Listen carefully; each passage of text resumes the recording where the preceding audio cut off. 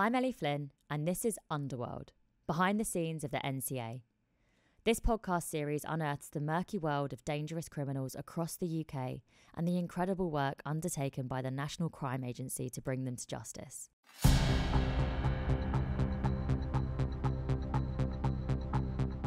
There has not been another job that has dealt with fraudulently obtained genuine passports. He sat at the head of an organisation which was probably about half a dozen people strong, and their role was to find those people and those identities that they could then utilise. He was very security conscious.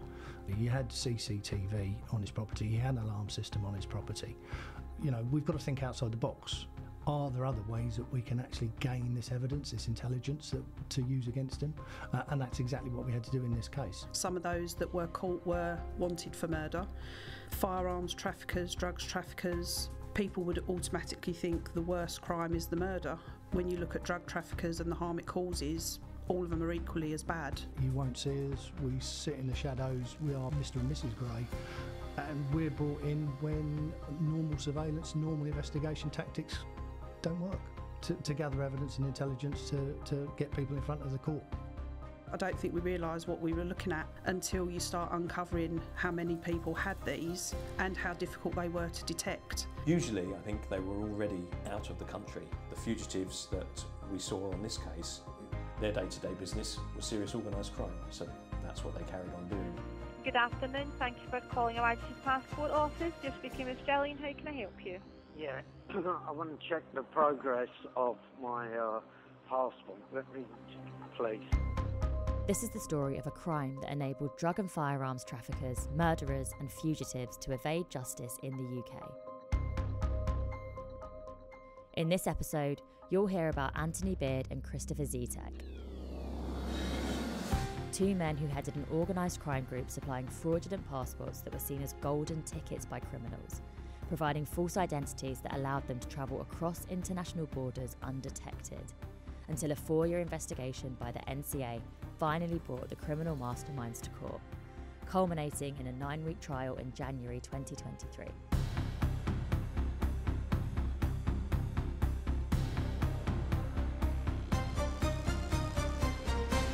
Episode 4, Golden Ticket.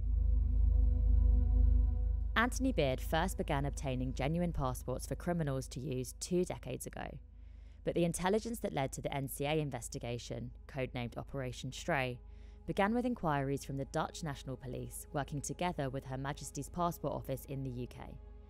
Paul Green was the senior investigating officer on Operation Stray. The Dutch police identified that they had a bit of an issue with British expat criminals who they feared were presenting false identities to them. What came from that was a joint investigation team, a JIT as it's referred to, which was a mechanism which allows different countries' law enforcement to work together as if they are on the same team. We sent officers to Holland, and we trained them with fingerprint identification machines, and they were deployed at Schiphol Airport. Your attention please. Passengers for flight KL125 to London are requested to board the aircraft and have their boarding passes ready. Additionally, we ran a 24/7 contact line that Dutch police could phone to get checks done real time. So that meant that if they stopped someone on the street, ordinarily if they didn't have that facility, they would engage with that person, maybe take some details, and by the time that filtered through a system, that interaction was over, that person was long gone. So that gave them the ability, that 24/7 contact, to conduct checks real time while they were speaking to the people that they'd stopped. I'm Sarah Moore, I'm the lead officer for Operation Stray. Essentially my role was to oversee the investigators. When the Dutch police initially came to you, what was it that they were concerned about? Can you remember what it was that they said at the time? In Amsterdam, or quite a lot of European countries, you have to have your passport on you as identification. The Dutch police were upset that British criminals were using fogs in Amsterdam. So if a British person was stopped in Amsterdam, they would show a passport. Unbeknownst to the Dutch, it was a fraudulent passport, so the name and the photo didn't match. The Dutch thought they had the right person. When they went to find them, they couldn't find them again. So that's how it started, with the Dutch police asking us to try and find out who was doing this in the UK. The acronym FOG crops up a lot in this episode. But what are fog passports? And what does that mean? It's a fraudulently obtained genuine passport. It's a passport issued by HM Passport Office, but it will have the details of one individual, but the photograph of a different individual. And that different individual will be what we refer to as the fog customer or the end user. In this particular investigation, those end users were often people on the run for serious crime offences. They would have an interest and be prepared to pay for an identity document that, to all intents and purposes, when presented at a border or anywhere else, was a genuine UK passport, apart from the fact that it was their picture but not their name that was on it. Key to the success of Operation Stray was the close working relationship between the NCA and HMPO, the Passport Office. Here's Senior Counter-Fraud Officer Sean O'Brien. We regularly meet and share intelligence with the NCA as part of a kind of long-standing joint working relationship that we have. This sharing and meeting, this led to the identification of several fog passports which have been obtained by serious and organised criminals.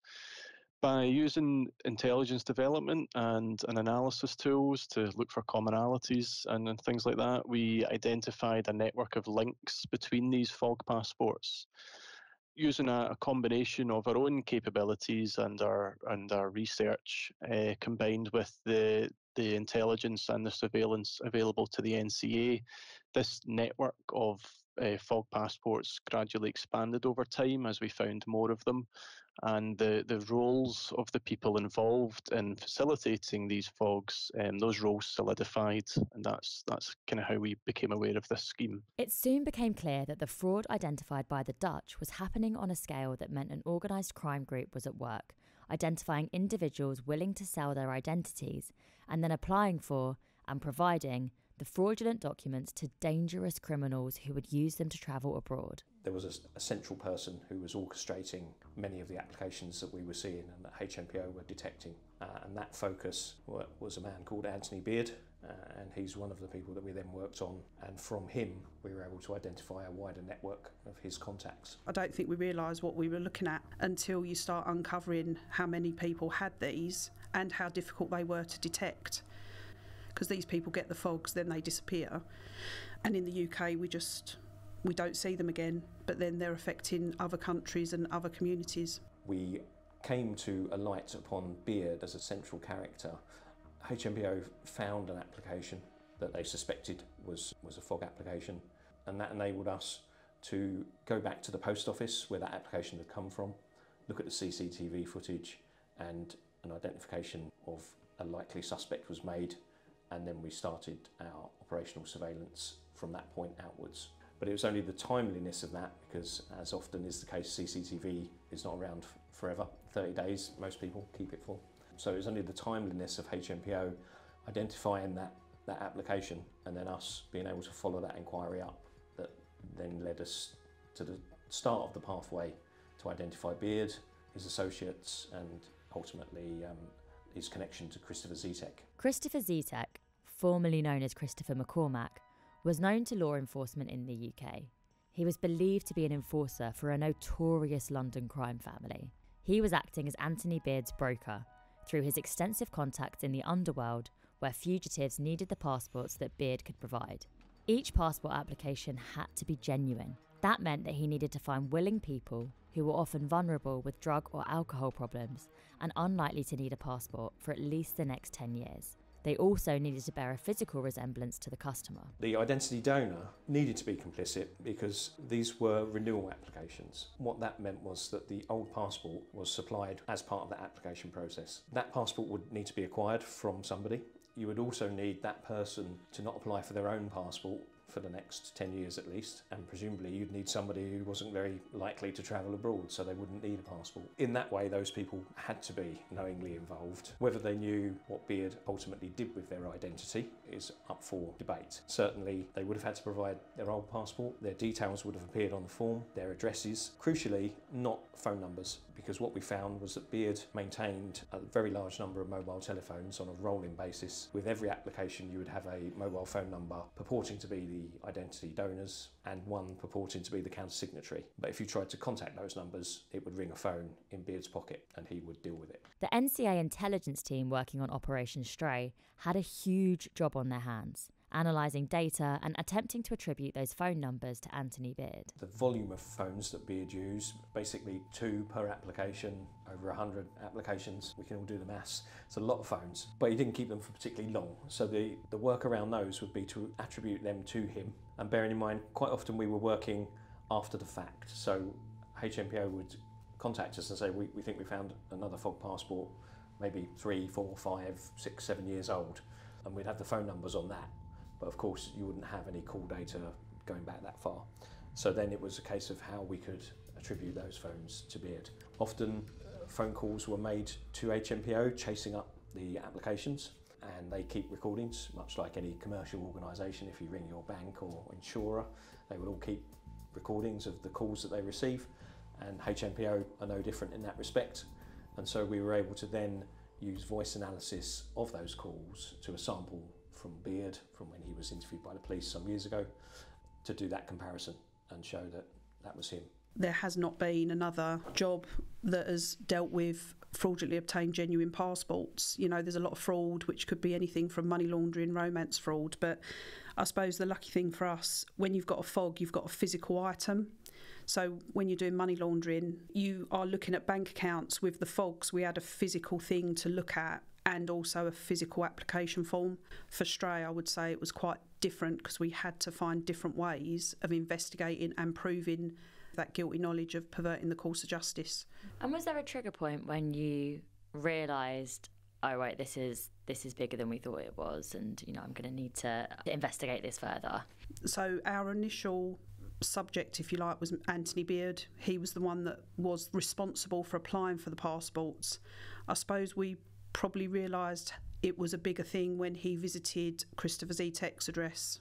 At that point that we identified Christopher Zetek and we knew his history as Christopher McCormack. We knew he was doing it on behalf of someone who was, you know, sort of in the criminal fraternity historically quite well known. As the case progressed, the evidence began to show that Beard's fog passport scam was a sophisticated crime that he developed over a number of years. Beard was prolific in bursts. Up until summer of 2018, he'd been quite prolific. He continued to be so, but there was more focus increasingly applying for passports that Zetek seemed to be requiring from him. His focus narrowed in terms of the amount of applications to the clients that Zetek provided. The criminal nature of those customers was at the top level. Subjects of serious organised crime investigations, mainly in Scotland. Peter is the National Technical Operations Manager for the NCA. His team became involved in Operation Stray early on in the investigation. He led the team responsible for deploying surveillance equipment to covertly gather evidence and intelligence. We were brought in right at the outset to try and identify the false passports in transit, to work out were they actually false passports or were they forged. So we actually got engaged at that stage. And at the outset, we really didn't know how broad a remit we were going to be given and what we were going to be asked to do.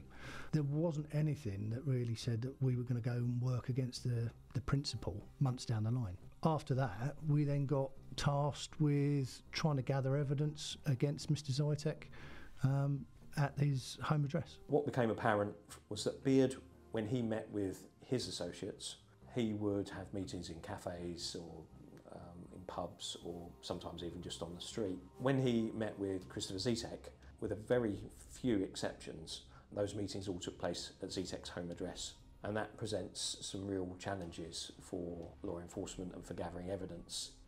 When Beard sits in a cafe and talks to his friends and associates, we got the ability to conduct covert surveillance, have officers in that premises, and on many occasions they've either heard things being said that were significant or saw actions that were taking place. Before we can operate, we have to go to the investigations team. We will tell them what we want to do, where we want to do it, and they've then got to go and get us that legal authority to allow us to operate. And without that, I don't let my staff go out the door. It's as simple as that. When those meetings take place in a location that we can't get into, someone's home address, that's a real challenge. And it was soon identified that if we were going to deal with Zetek and convict Zetek and gather the evidence we needed, we would need to come up with a solution to achieve that evidence gathering.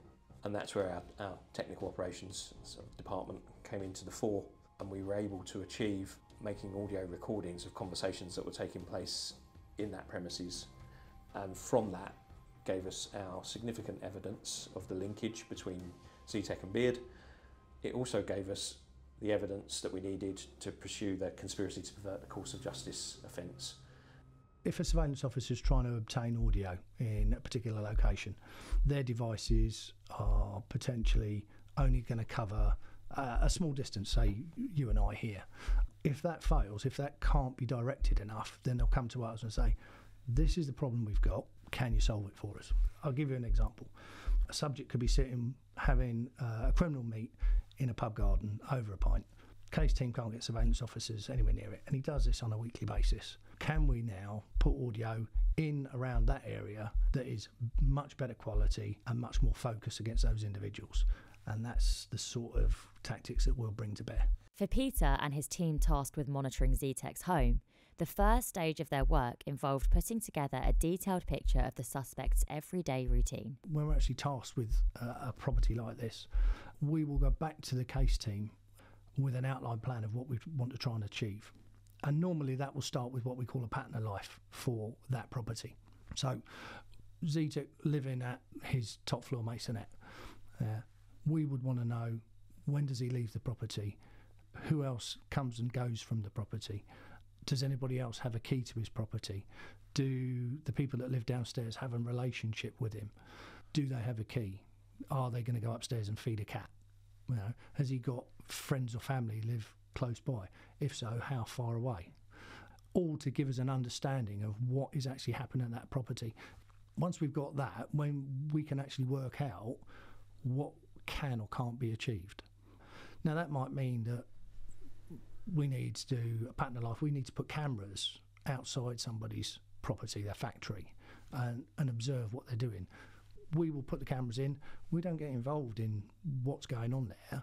We will pass that product to a central monitoring unit. They will actually then do all of that evidence gathering and intelligence building with the case team. When it came to Zetec's top floor maisonette, they faced a series of challenges. He was very security conscious.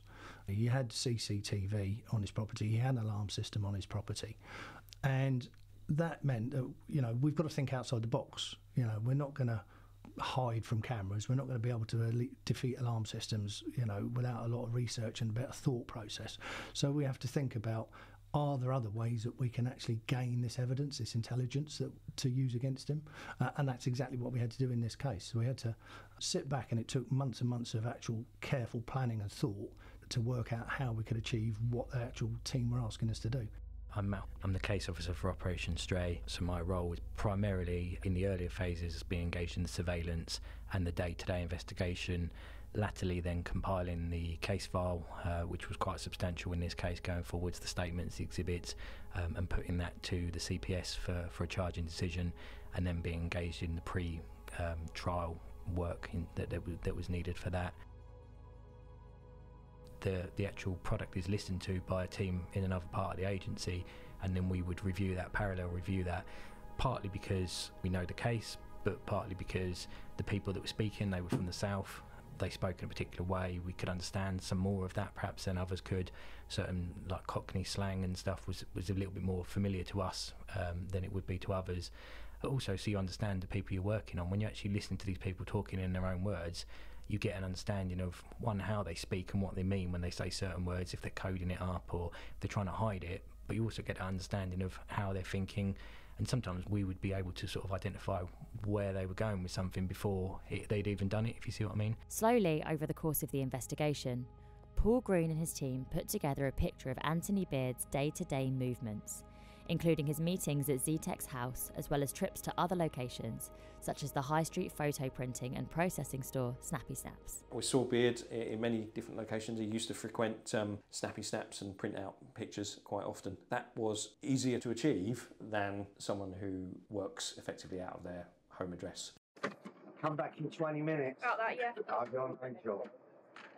There's all the prices and sizes and things on there. These ones will take 3 or 4 days. These ones are a bit longer. It does sound there's something that's a 5-week service for those ones. And The team also undertook work on Christopher Zetek's DNA in order to try and connect him to the passports being distributed to criminals.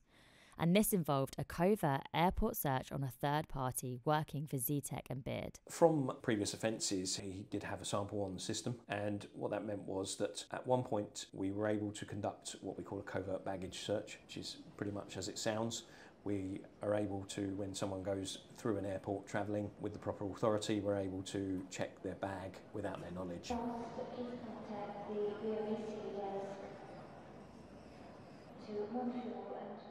We did that to someone who was acting as a courier for Zetek. They were carrying identity documents, not in this particular instance a FOG passport, but rather a counterfeit Latvian passport. During the course of that search, we were able to obtain a DNA sample that matched with Christopher Zetek. That was significant evidence, and that made a big difference to our case. We were able to show conversations that we'd recorded taking place in his home address about that document, the transportation of that document, and get that DNA, so therefore sort of making that circle complete, if you like. People moving in and out of the country all the time will put documentation, phones, laptops into their baggage. You can't carry it through, so we'll work with Border Force to access the actual baggage themselves, and we can do a search of that to allow us to then try and enhance the intelligence and evidence picture.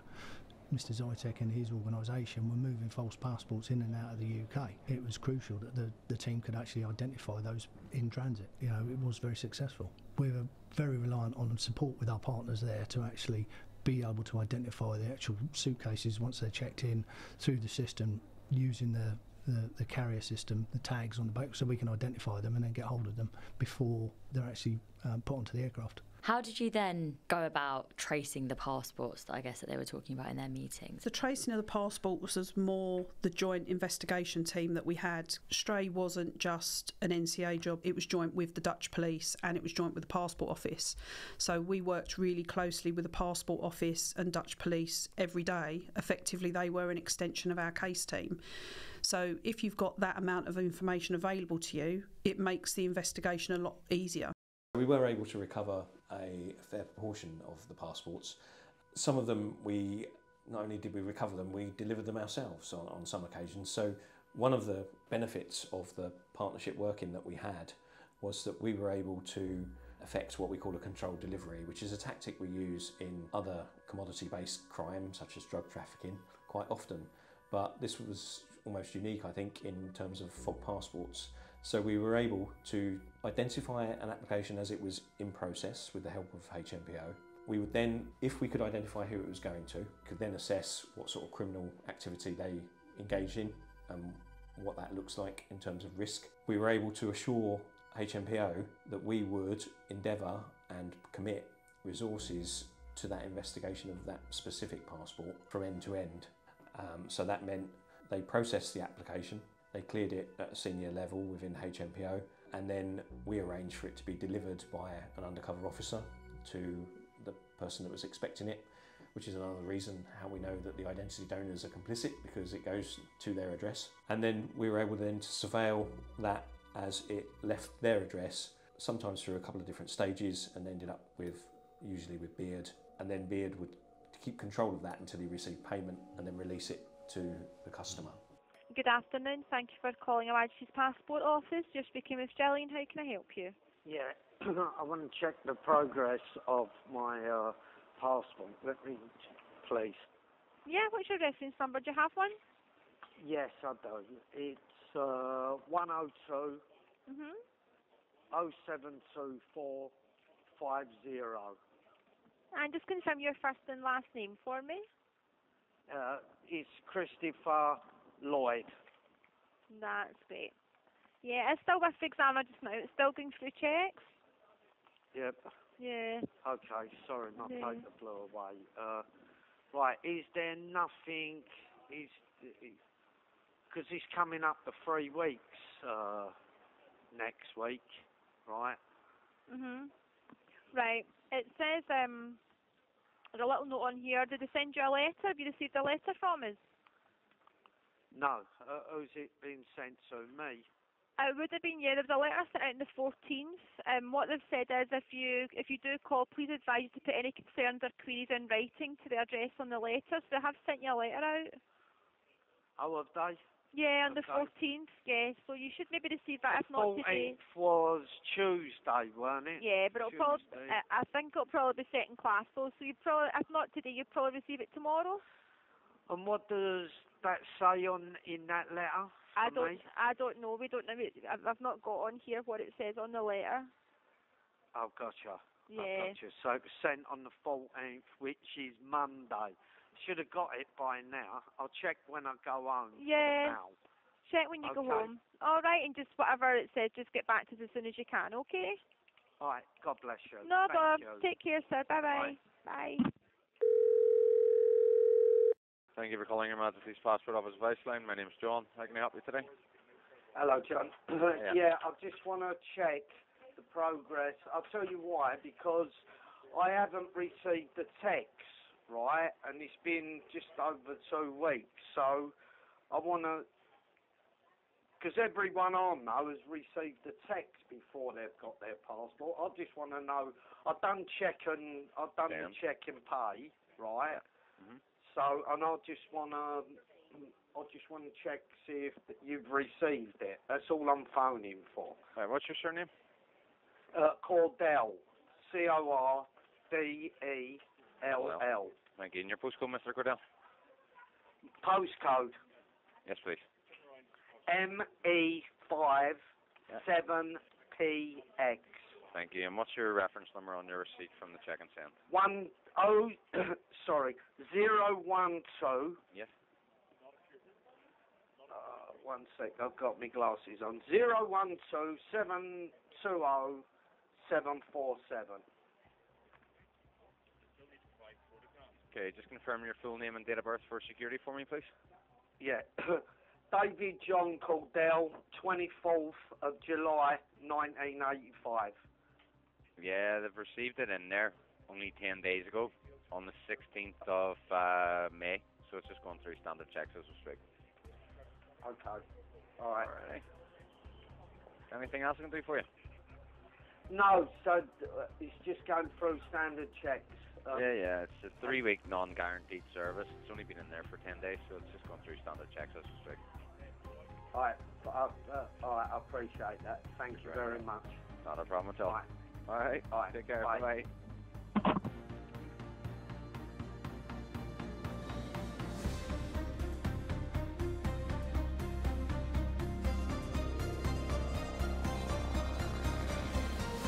In policing, normally you have to put in Data Protection Act requests to third-party companies, as in the Passport Office.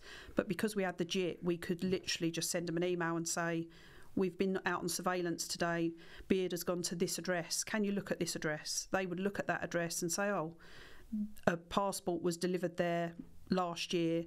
We'd then identify that's actually a FOG passport, because Mr Beard was quite good at going back to places he knew. It was a full-time occupation virtually for him at many stages in the investigation.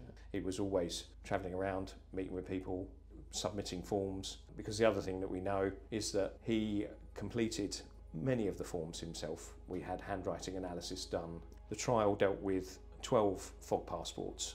As part of the sentencing, there were a further 74 taken into consideration.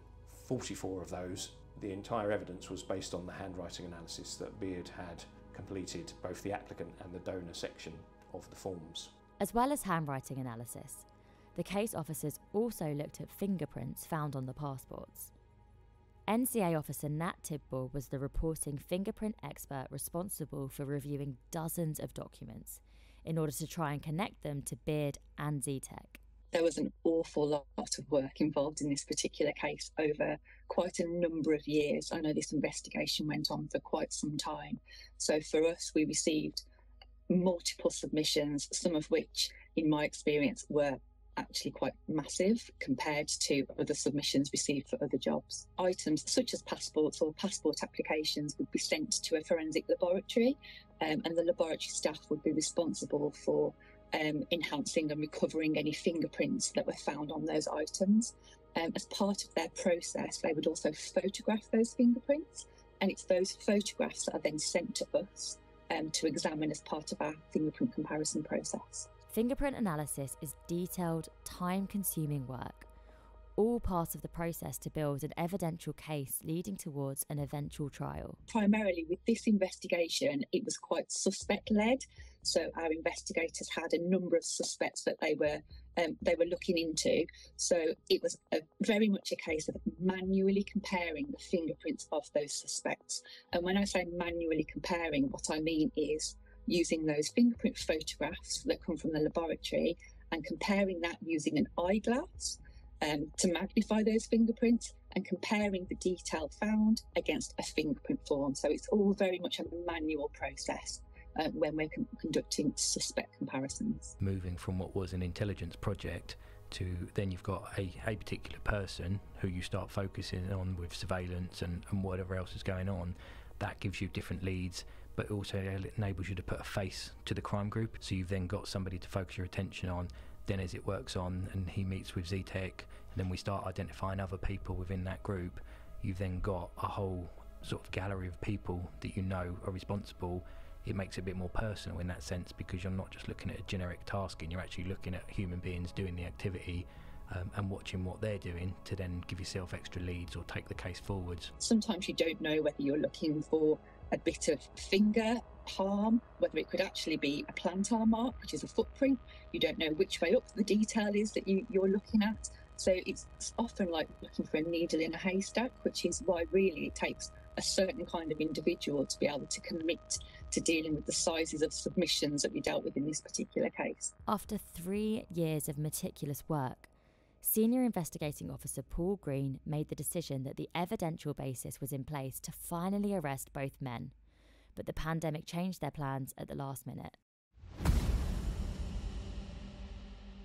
Early 2020, we were looking at planning for an arrest phase on the operation. Christopher ZTech bases himself between Spain and the UK. He regularly travels, spending usually no more than a couple of weeks at a time at each place. Unfortunately, with the advent of COVID, he left the UK and then decided that he was going to sit it out in Spain,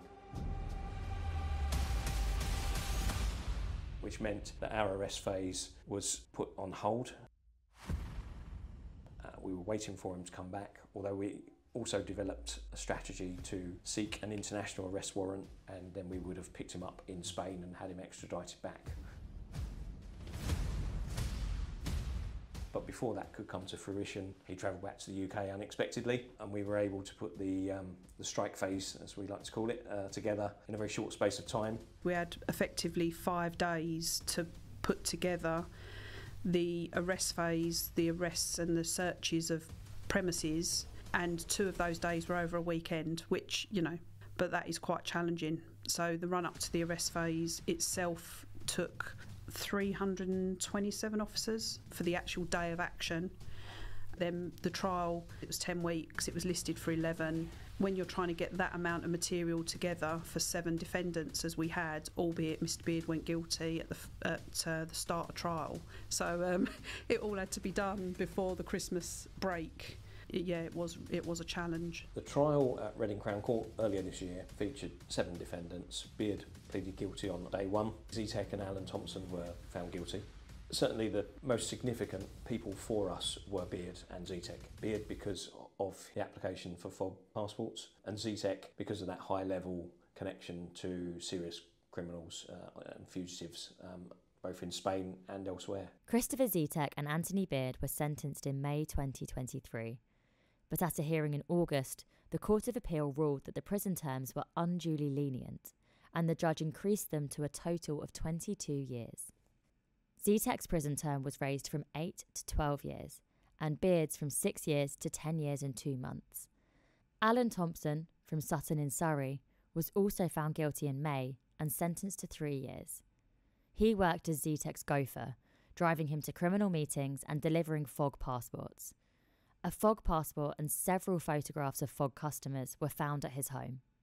While Operation Stray focused on Beard and ZTech, the work led to the capture of a number of fugitives around the world. Beard admitted supplying over 70 FOGs used by other criminals, including the Irish crime boss Christy Kinahan, the firearms trafficker Richard Burdett, and Jamie Acourt, who pleaded guilty to conspiracy to supply cannabis resin between January 2014 and February 2016. By identifying their FOG identities, the NCA worked with international partners to track them down and bring them to justice. There's been a few sort of key outcomes for HMPO. We formed a specialist team which focuses on the prevention and detection of passport fraud linked to serious and organised criminality. And this increased awareness has allowed investigators to kind of develop and explore their cases further, to look out for serious and organised crime. Imogen Smart also works at the Passport Office as a hire counter-fraud officer. We've always had a really strong relationship with the NCA and other law enforcement partners, but Operation Stray took this partnership to a whole new level. The level of mutual trust and respect that we developed with the NCA is what made the success of Stray possible, I think. The one thing I'll take from it is how many people have been involved in this investigation. And like Matt says, there's the international angle. I've not known any other jobs to have as many intel checks, for instance, because if you imagine on a passport application form, you've got a name and address of an applicant, you've got a name and address of a counter-signatory, you've got a mobile number for the applicant. So all of these things that you've then got to go and investigate, it starts to make all of your checks maybe triple what it would be on a normal investigation. For me, it's definitely the biggest job that I've ever been involved in. We produced over 200 witness statements and probably over 1,000 exhibits for the NCA. We worked really closely with them and other law enforcement agencies to make sure that we had the best possible case to present before the court, so that those committing the crime face the full consequences of the law. It's absolutely fantastic for my officers to see the results that they're actually achieving. As I said at the outset, we are kind of Mr. and Mrs. Grey. We don't get to see that. We don't want to be seen in the public domain. We don't want to be seen in court. So when we hear those results, it's absolutely fantastic elation, because we know that all of that hard work, months of planning, lots of stressful activity has come to fruition, and it's great that we can actually say that we've been part of it. False identity documents fund and facilitate organised crime groups, and they enable dangerous individuals in the UK to go undetected, and this causes harm and misery to our communities. But thanks to the close working between the NCA and HMPO, these individuals have been brought to justice, and we think that this success demonstrates government's commitment to tackle and dismantle these organised crime groups who seek to exploit and threaten public safety for profit. For me personally, it's the biggest investigation I've ever worked on. You might understand the NCA has got an international liaison officer network, which means there's officers posted all around the world. I think it's something like 80 odd countries, and in our lifetime of Stray we pretty much spoke to all of them to have intelligence checks done overseas with partner agencies, host law enforcement. We would share intel with an ILO to say, well, this fog holder we think may be in your country, and they would go and do border checks and whatever else they do in their own country to say, yes, that person is here or they have been here. And then since the trial, we've been asked to go and speak to people, deliver best practice. For me personally, it's been massive.